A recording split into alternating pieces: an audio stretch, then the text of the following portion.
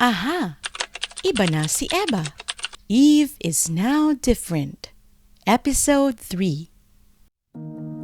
Ayon sa artikulong Making the SDGs Count for Women and Girls with Disabilities ng UN Women, tinatayang nasa 58 milyong mga bata sa elementarya ang hindi nag-aaral.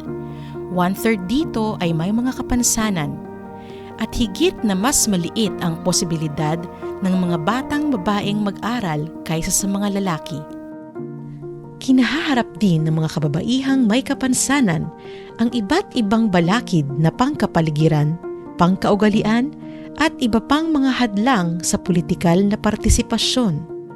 Dahil dito, sila ay nananatiling hindi kasali sa proseso ng paggawa ng mga desisyon at advokasya patungkol sa mga suliraning nakaaapekto sa kanilang buhay. At bagaman sa pangkalahatan, ang mga kababaihan ay nakararanas ng panganib at karahasang nauugnay sa sistematikong diskriminasyon at stigma, mas higit pa ring nakararanas nito ang mga kababaihan at batang babaeng may kapansanan.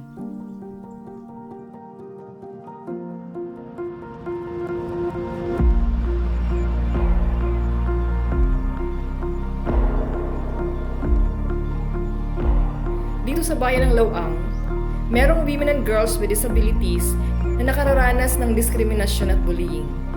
Kaya, bihira lamang silang makikita na nakikilahok sa mga aktibidad sa komunidad. Good morning everyone. I am Police Master Sergeant Florence A. Galoy, Women and Children Protection Desk PNC of Lawang Municipal Police Station. Base po sa record namin from 2016 at the present, meron po tayong 34 rape cases. 5 out of 34 are women and girls with disabilities.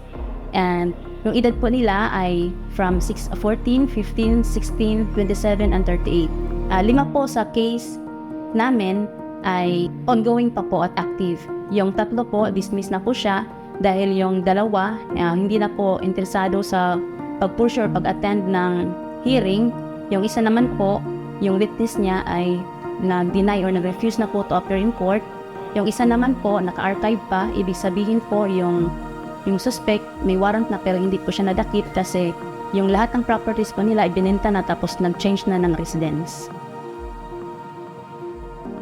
Bilang isang batang babaeng may kapansanan sa pagsasalita, naranasan ko pong mabuli ng aking mga kaklase noong nasa elementary ako.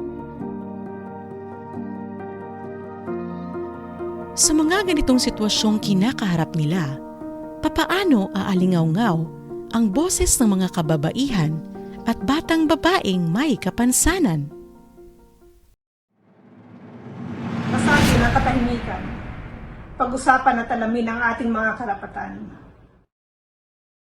Kaya isa sa mga aktibidad ng Novel under Project Love na sinusuportahan ng Mothers Viva Girls ay ang training na pinamagatang na DG Talks Understanding Our Rights. Layunin nito na malaman at maunawaan nila ang kanilang mga karapatan bilang babae at batang babaeng may kapansanan. Nang sa gayon ay maprotektahan nila ang kanilang mga sarili mula sa iba't ibang uri ng karahasan. Ako si Christina B. Baluyot, naka-assign bilang School Health Officer ng Junior High School dito sa Lawang National Technical High School. Ako rin ay isa sa mga assistor ng Project Love trainings.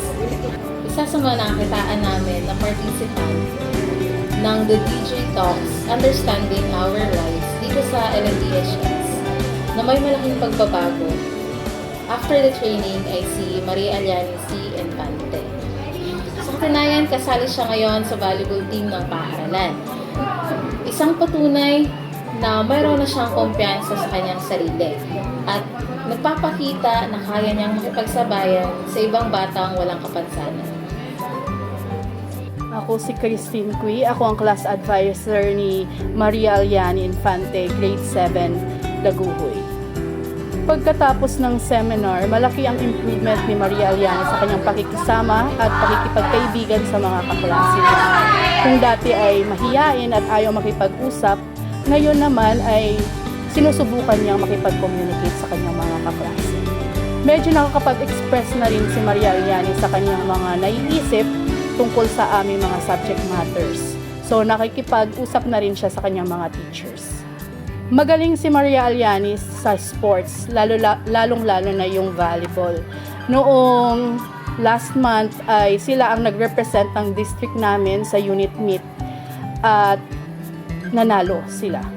Ang gusto ko lang sabihin kay Maria Aliani na ipagpatuloy niya ang kanyang mga ginagawa para na rin sa kanyang sarili at sa pamilya niya.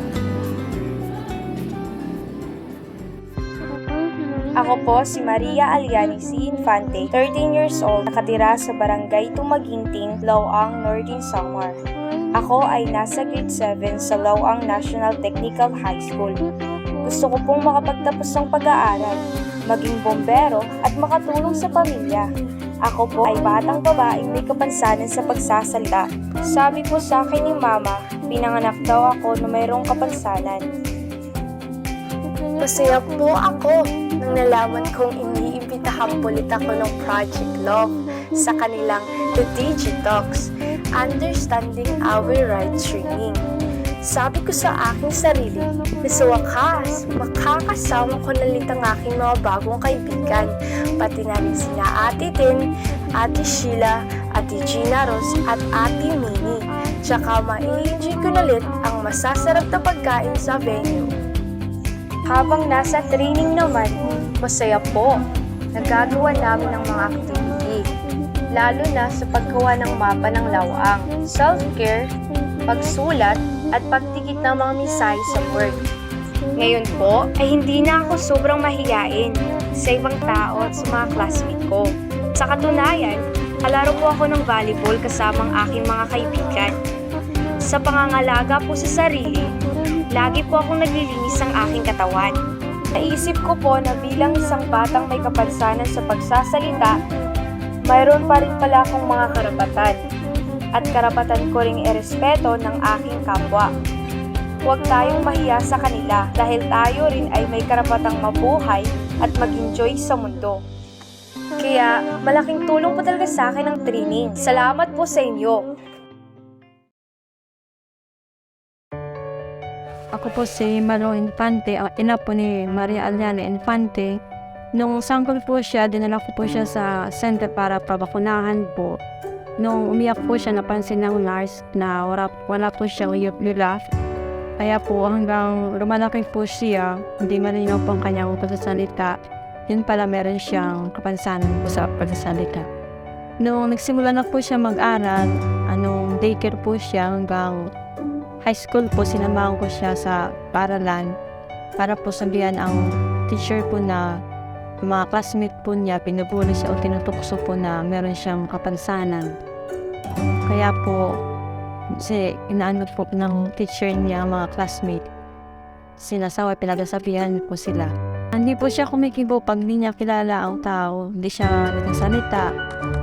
Tinitingnan lang po niya kasi naiiyak po siya. Wala kwento niya sa akin na marami siyang ikinukwento. Masaya na rin po ako dahil nagkukwento siya sa akin at siya masaya rin po. Nagkwento siya dahil po sila, gawa po sila ng drawing. Marunong din daw naman po siya gumawa, kaya yun, masaya din siya at masaya na rin po ako sa kanya. Unti-unti po siyang sumasama na po sa kanya mga kaibigan. Naglalaro po siya ng volleyball.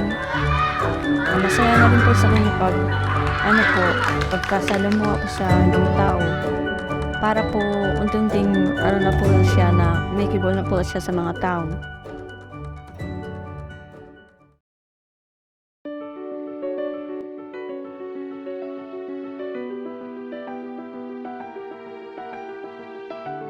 Ako po si Maria Aliani C. Infante, isang batang may kapansanan sa pagsasalita. May taglay na aking kagalingan, karapatang ipinaglalaban, determinasyong di matatawaran at kakayahang tuparin ang pangarap na pinagsisikap.